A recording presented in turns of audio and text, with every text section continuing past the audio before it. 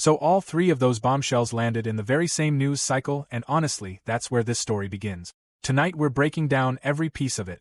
The Time magazine honor and the backlash it sparked. What unfolded on Instagram just hours after Harry scored one of his rare positive headlines in months. The Scott Snow saga that keeps resurfacing in every Invictus debate, and what it supposedly reveals about who ends up paying when things fall apart. And Harry's reported omission from Peter Phillips's wedding, while nearly every other senior royal family member attended. By the end you'll get the full picture of a week that somehow packed in a headline, a controversy, an injury lawsuit, and a family snub all at once somehow. Before anything else, we need to talk about Time magazine because this recognition kicked off the entire chain reaction. Time placed Harry on its list of the 100 most influential people in sport, and the internet wasted absolutely no time responding. The reaction was immediate and brutal. One of the most popular comments, pulling in nearly 1,000 interactions, asked just one question: did he buy it?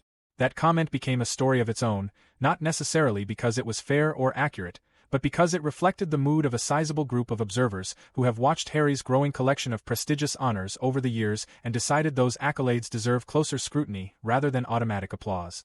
After all, Harry is not a professional athlete. He does not coach a team. He does not train, compete, run a sporting federation, or work in sports broadcasting or media coverage. He also does not occupy the kind of role within competitive sport that typically earns a place on a list designed to recognize sporting influence. Then came the familiar criticism. The whole thing has supposedly fallen apart. Staff are gone. Charities have reportedly shut down. Yet Harry's connection to sport comes through Invictus, the event he founded in 2014, which has since grown into a major international adaptive sports competition for wounded veterans. Supporters argue that creating and maintaining an event of that scale, with the global reach Invictus now enjoys, absolutely qualifies as sporting influence regardless of whether Harry ever stepped onto a professional field himself. That argument carries weight and deserves acknowledgement before going any further.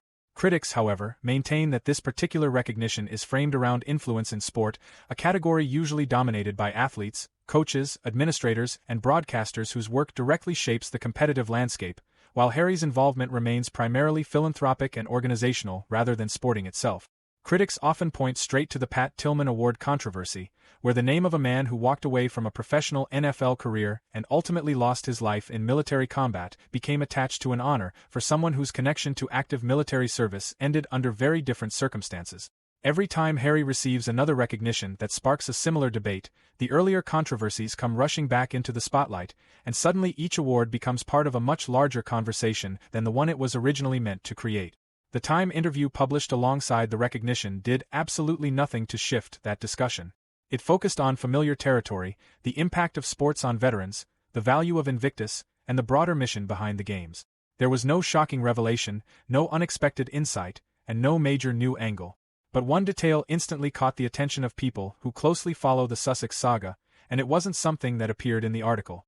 It was something that didn't. Meghan Markle's name was missing entirely. In a major American magazine feature centered on her husband and published by one of the most widely read outlets in the country, she was not mentioned a single time. Not when discussing shared projects, not in a passing reference, not even briefly. She simply wasn't there at all. If the Palace debrief is connecting the dots that everyone else keeps missing, make sure you hit that like button. It takes a second, costs absolutely nothing, and helps keep this kind of deep dive coverage coming. Now here's where the timing starts getting really interesting. Within hours of the Time feature making the rounds online, Meghan Markle appeared on Instagram. Her post, titled Springing into Summer, immediately launched an entirely separate wave of discussion and turned the week's timeline into a story about timing, optics, and messaging. The post featured several photos, and almost every one of them sparked its own debate. One image showed Meghan Markle lying face down in casual clothing with her face completely hidden, a choice many commenters found unusual for a public post. Another photo included her daughter, instantly reigniting the ongoing conversation about how the Sussex children are presented in public content, a discussion that had already been active since the birthday photo shared 18 days after the Geneva WH speech. But the image that generated the most attention by far was a black and white romantic photo of Prince Harry and Meghan Markle together. Online observers quickly claimed the picture dated back to around 2017 rather than being recent. The fact that Meghan Markle appeared to be sharing an 8- or 9-year-old photo just hours after Prince Harry received his first major positive recognition in months immediately caught attention. A recognition, notably, that never mentioned her. Critics viewed the timing as intentional communication rather than simple coincidence. The interpretation that quickly took over online was simple. Prince Harry receives positive solo coverage. Meghan Markle is completely absent from it. Then, on that very same day, Meghan Markle posts a romantic photo of herself and Prince Harry alongside family-focused content. Whether that interpretation is actually correct is another matter entirely, but it was unquestionably the version of events that spread the fastest. In fact, it generated far more discussion and engagement than the time recognition itself. Supporters pushed back, arguing that people regularly share meaningful personal photos regardless of when those pictures were taken, and that assuming a carefully coordinated PR strategy behind an Instagram post may be reading far too much into the situation. That's a reasonable counterargument. What it doesn't fully answer, however, is why, from what appears to be an archive containing thousands upon thousands of photographs, the image chosen happened to be a romantic picture from roughly 8 years ago and happened to be posted on the exact day Prince Harry appeared in Time magazine without Meghan Markle's name appearing anywhere in the feature. Then came the kitchen video, which added an entirely new layer to the conversation. Meghan Markle was shown cutting onions, and somehow her technique became the latest subject of intense social media analysis. One comment spread especially fast: "I've never felt sorry for an onion in my life." Whether that criticism was fair or wildly exaggerated is a separate debate. What it does highlight is a growing pattern in which a vocal segment of the audience increasingly views Meghan Markle's cooking and lifestyle content not as genuine inspiration but as performance. Critics argue that the gap between the polished image being presented and the execution viewers believe they are seeing has become a recurring theme across multiple videos, multiple appearances, and multiple product launches. Make sure you're subscribed to the Palace Debrief so you don't miss what happens next. And tell us in the comments what you think. Was the Instagram timing completely innocent, or was there more to it than that? Now let's shift to Scott Snow, because his story cuts through all the headlines, public relations battles, and financial debates and puts a very real human face on the questions surrounding what Invictus actually delivers for veterans once the ceremonies end and the cameras disappear. Scott Snow arrived at the 2023 Invictus Games as one of Team Canada's most recognizable competitors. A decorated Navy diver with a well-documented service record, he was proud to represent his country and ready to compete on the international stage. But during his very first wheelchair rugby match, everything changed. His chair flipped backward, sending him crashing hard onto the court. The injuries were devastating and life-altering: a fractured cervical spine, a fractured lumbar spine, and serious head trauma that required hospitalization. He ultimately underwent 2 surgeries. What reportedly came next shocked many observers. According to claims made in his legal case, Scott later discovered that he was not covered by insurance for injuries sustained during the event. The lawsuit alleges that active service members competing on the team had coverage through their military status, while veterans who had already completed their service, including Scott, fell into a different category and were not protected in the same way. Scott claims this distinction was never clearly explained before he competed. According to his filing, he arrived at an event created for wounded veterans with the reasonable belief that participant protections had been arranged and that those safeguards would be there if something went wrong. He now argues that expectation was never fulfilled. Scott Snow is reportedly seeking $2.4 million in damages, and the reality described in his legal claim is difficult to ignore. According to the filing, he can no longer walk up the stairs in his own home and is spending roughly $5,000 every month out of his own pocket to stay in a facility equipped to meet his need. That's where this story shifts from budgets, reports, and institutional arguments to something far more personal. It's easy to get lost in debates about finances and accountability, but cases like this force attention back to the people at the center of those discussions. Scott arrived at an event publicly built around honoring wounded service members, showcasing what they can still achieve through competitive sport, and demonstrating support for veterans beyond words and ceremonies. He competed in exactly that spirit. Then, during competition, he suffered injuries that reportedly worsened challenges he was already managing from his military service. According to his claim, when he later needed the support that the organization's mission, messaging, speeches, and public commitments seemed to promise, he discovered coverage for participants in his category had allegedly not been arranged, leaving him responsible for the costs himself. His lawsuit remains an allegation rather than a settled conclusion, and the courts will ultimately determine the outcome. However, the details are now part of the public conversation surrounding Invictus, and they sit alongside continuing questions about finances connected to the organization. Research by Rachel Maxwell estimated a cost of approximately $118,000 per competitor for 543 participants at the Vancouver event. Critics have compared that figure to the U.S. Warrior Games, which reportedly operates on roughly $2 million annually while serving a similar mission involving wounded service members in adaptive sports. A comparable event in Germany reportedly operated for around $200,000 with roughly half as many participants. Maxwell raised a question that has continued to generate debate. Would some veterans have preferred portions of that money to be directed toward prosthetics, wheelchair-accessible vehicles, home modifications, or other practical support that produces measurable improvements in daily life? She also reported that approximately $30 million in Canadian taxpayer funding moved through the Vancouver Whistler Games Corporation before a licensing fee was paid to the British Invictus Games Foundation. When she attempted to determine the exact amount of that licensing fee through public budget documents, she reported that the figure had been redacted. She further claimed government officials appeared to be monitoring downloads of those documents, a detail that became part of the wider discussion once published. A redacted licensing fee tied to public money. Allegations that some veterans lacked insurance coverage at an event designed around their participation.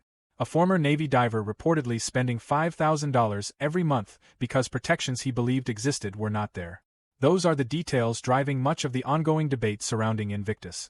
They are also why calls to remove Prince Harry from a leadership role connected to the Games have reportedly attracted support from some people who describe themselves not as opponents of the veteran mission, but as supporters who believe accountability matters.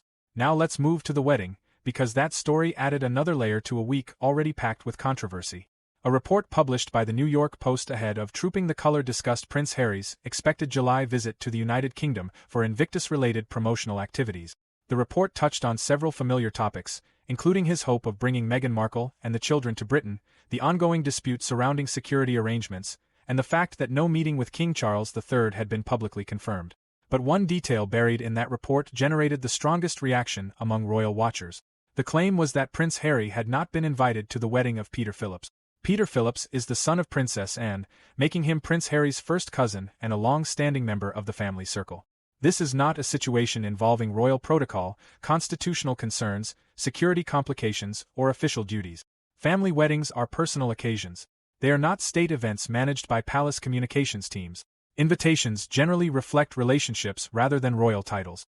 According to reports, the wedding was attended by Prince William, Catherine, Princess of Wales, King Charles III, Queen Camilla, Princess Beatrice, and Princess Eugenie, along with other senior and extended family members. Prince Harry was reportedly absent. That's why the story attracted so much attention. When nearly every major family member appears at a private family celebration and one person does not, observers inevitably draw conclusions about the state of those relationships regardless of what public statements may say. The response to the New York Post report also included a specific denial of a separate claim that Prince Harry no longer had Prince William's phone number. That rumor had circulated in royal commentary for some time based on unnamed sources, but it had not previously received a direct public challenge. The fact that this particular claim was addressed at all became a story in itself. Critics found the denial itself almost as interesting as the original claim.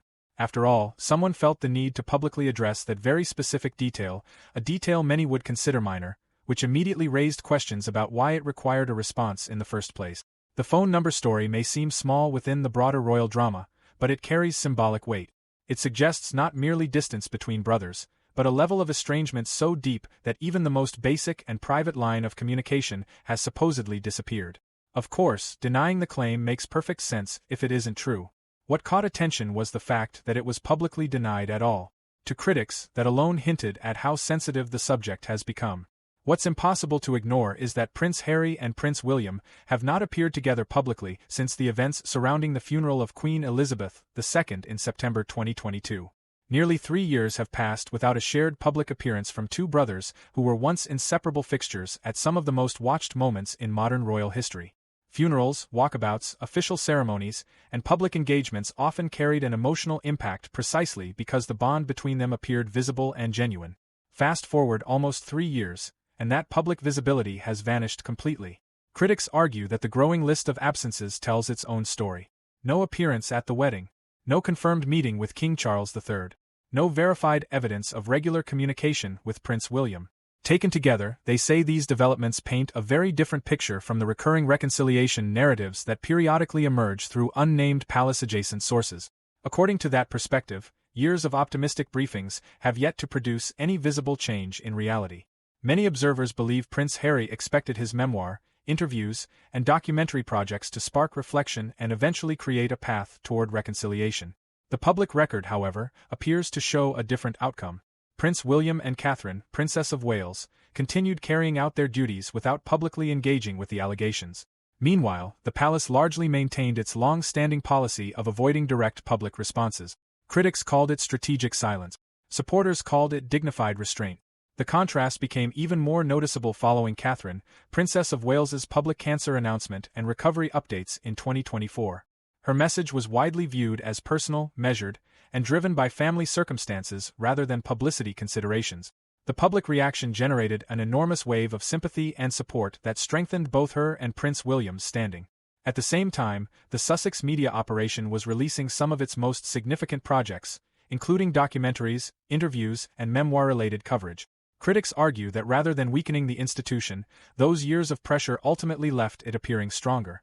If that assessment is correct, it represents a very different outcome from the one many expected. That's why some commentators summarize the situation in blunt terms. The phone never rings. The wedding invitation never arrives. The meeting with his father remains unscheduled. Against that backdrop, the Time recognition, the Instagram post, the Scott Snow lawsuit, and the wedding report all landed during the same week. None of them represented a dramatic breaking point on their own. Instead, they functioned as a series of signals, each adding another layer to a story that continues to evolve. When the week is viewed chronologically, the pattern becomes easier for critics to explain. Prince Harry is named one of Time magazine's most influential figures in sport. The online reaction immediately questions the decision, with one widely shared comment asking whether he paid for it. The accompanying Time interview does not mention Meghan Markle. Hours later, Meghan Markle posts an Instagram photo reportedly dating back to 2017. Reports emerge that Prince Harry was absent from Peter Phillips's wedding despite the attendance of Prince William, Catherine, Princess of Wales, King Charles III, Queen Camilla, Princess Beatrice, and Princess Eugenie. Scott Snow continues pursuing a reported $2.4 million legal claim connected to injuries sustained during the 2023 Invictus Games. Questions remain regarding redacted financial information connected to public funding. No meeting with King Charles III is publicly confirmed. That's 7 separate developments from a single week. Individually, none tells the entire story. Together, critics argue they illustrate a widening gap between public narratives and observable events. One version of events suggests reconciliation remains possible, communication channels remain open, and positive recognitions demonstrate continued influence. The competing version points to a missing wedding invitation, no confirmed family meeting, a lawsuit connected to Invictus, unanswered financial questions, and social media activity that immediately became part of the larger conversation. Both narratives exist simultaneously. The debate centers on which one people find more persuasive. Critics who have followed the story for years argue that observable outcomes have repeatedly proven more reliable than carefully managed messaging. Whether people agree with that assessment or not, they point out that enough time has passed to evaluate the track record for themselves. When Prince Harry moved to California in 2020, many believed he intended to build an independent commercial and philanthropic operation capable of succeeding outside the royal institution while eventually paving the way toward reconciliation on his own terms.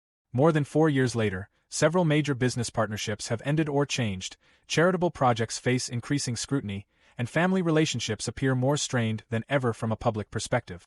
That context is why this particular week generated so much attention.